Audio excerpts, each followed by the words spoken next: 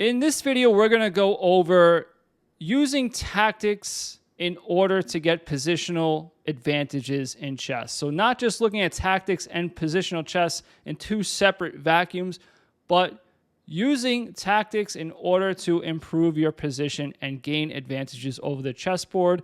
In this game, I do it against a 1900, and we have the Dutch defense or variation of the Dutch defense. We're also going to review the Dutch defense in this video and just go over what you should play against it. Here I play knight c3, and I rarely play against the Dutch defense, but I'm just using positional principles, opening principles in chess in order to navigate my way around an opening that I'm not super familiar with.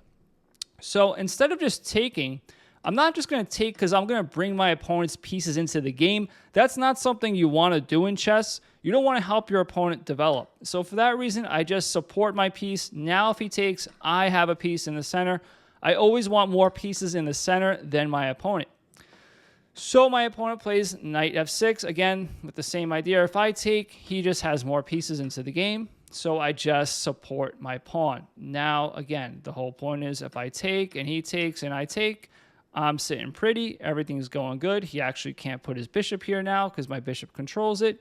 So this is, a decent spot for me to be in. My opponent takes, I take, and he plays e5.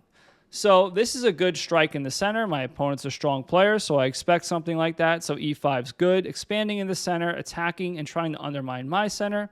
And here I just take, I oblige, and I play queen e2.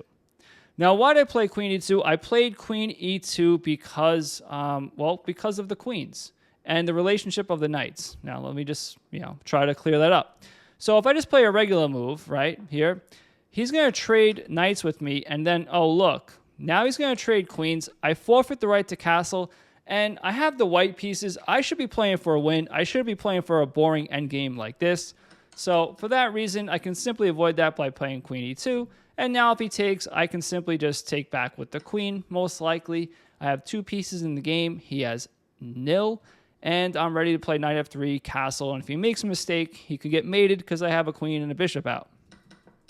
Okay, so after queen e2, we have bishop e6. Very good. Playing in the center, developing a piece. It's very good.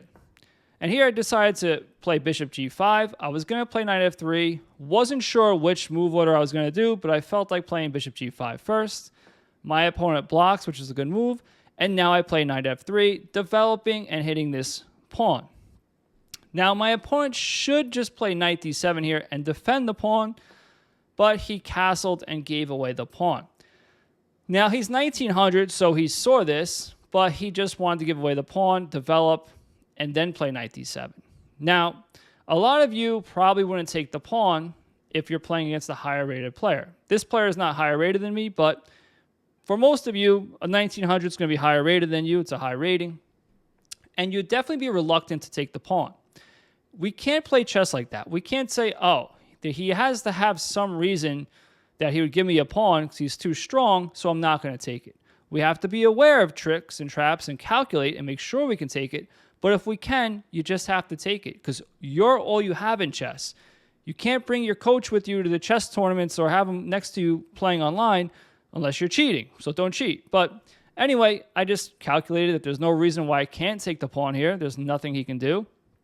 So now he plays knight d7.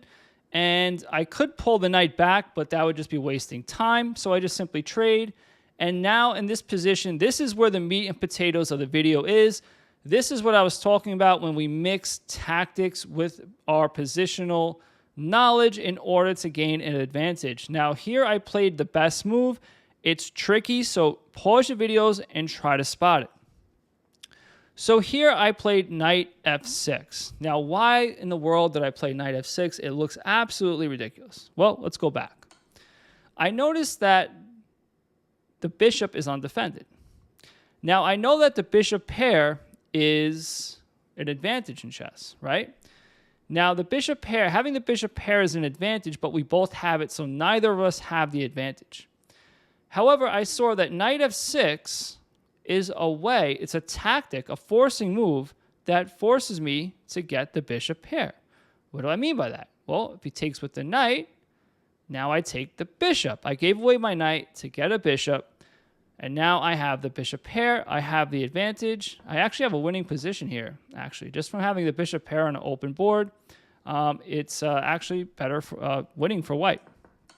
Okay, so if he takes with the bishop, same thing. I would just take, and then I'm not going to trade because then I'm not getting the bishop pair. I would just probably play bishop e3. Actually, queen h3 is the best, threatening checkmate, but I was going to play bishop e3. The point is I'm not trading the bishops, so I'm maintaining the bishop pair. I'm bringing my bishop back here, not to any random square, but a square that blocks the pin. So when the rook comes here, my queen is not pinned to the king. I can just simply move it out of the way, threaten checkmate, and we're in business. Okay, so my opponent chose to do the worst part in the variation. He chose to take with the rook. Now, he chose to take with the rook because he outsmarted himself. He's an advanced player. Only an advanced player would take like this, but it's wrong. It's actually the worst way to go. Now, he didn't want to give up the bishop pair, so he gave the rook anyway, which is an exchange sacrifice, which is even worse. But his point was not to take back. His point was to throw in this check. Now, I have to play bishop c3 to block it. He takes, and now he saves his light square bishop. So he didn't want to give up his light square bishop, so he gave away his dark square bishop. It was a lot of calculation and a lot of fancy footwork to pretty much get into a losing position, which this is because he gave up the rook. And now after all that, I have the rook versus the bishop, and I have an extra pawn. Yes, my pawn is weak, but there you have it. Anyway, my opponent, after I castled, took the pawn here, which is a blunder, and I just took the bishop, and he resigned.